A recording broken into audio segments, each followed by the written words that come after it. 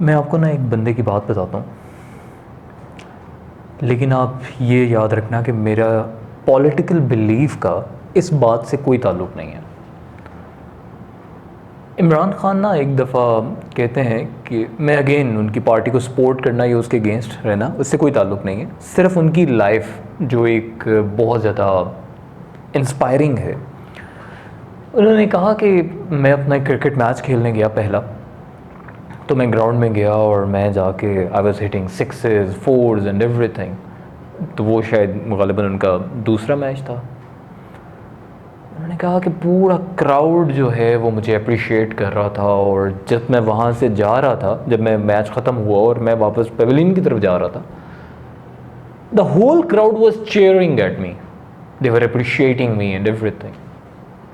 और अगले दिन अखबार में सुबह आया शेर लाहौर।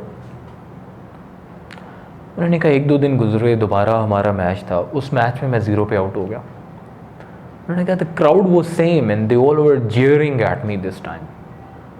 और कहते जब मैं पेविलियन की तरफ जा रहा था, जो अल्फाज, जो गालियाँ जो लोग दे रहे थे या जो कुछ कह रहे थे, तो वो बताया भी नहीं जा सकता, और हमें पता ही है जैसा रिस्पॉन्स आता है लोगों की तरफ से।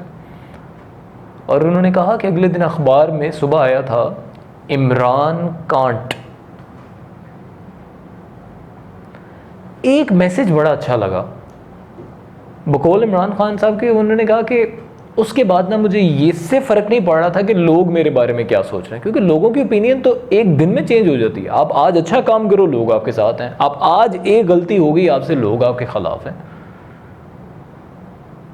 अच्छा, ये मैसेज मुझे बड़ा अच्छा लगा कि यार वाकई हम लोगों की ओपिनियन के ऊपर अपनी ज़िंदगी गुजारने लग गए हैं।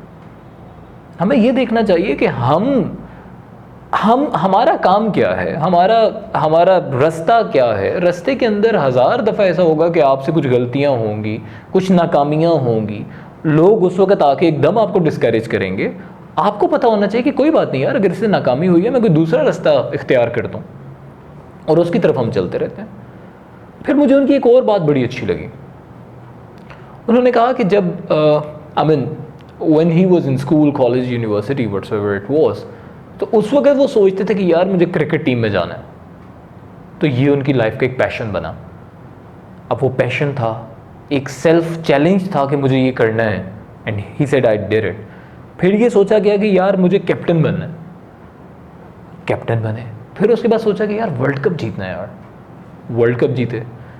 उन्होंने कहा जब वर्ल्ड कप जीतने के बाद और वो एक मेरी रिटायरमेंट का टाइम आया, तो जब मैंने रिटायर्ड होने का डिसाइड किया, तो मैंने देखा कि यार लोग नॉर्मली क्या करते हैं कि उनके सारे टारगेट्स ख़त्म हो चुके हैं, उनके ऑब्जेक्टिव्स ख़त्म हो चुके हैं, फिर वो एक बड़ी नॉर्मल सी लाइफ गुजारेंगे 5-10 साल, और ये भी कि 10-15 साल के बाद डेथ हो जाएगी कि यार बस डेट साइड, क्योंकि अब टारगेट नहीं है ना लाइफ में, एम नहीं है, मिशन नहीं है, ऑब्जेक्टिव नहीं है।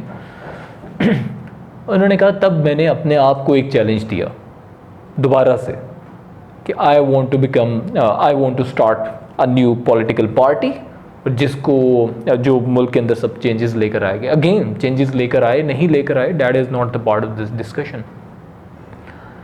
अच्छा, वो एक नया चैलेंज था।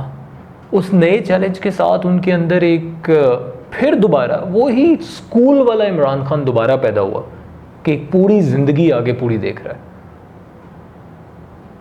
End of course it took him 22 years, लेकिन वो 22 साल के अंदर एक हर रोज़ एक एम आपका ये था, and you are just going towards that day by day. अच्छा, ऑब्जेक्टिव्स बड़े क्लियर थे। हमारी जिंदगी के ऑब्जेक्टिव्स क्या हैं?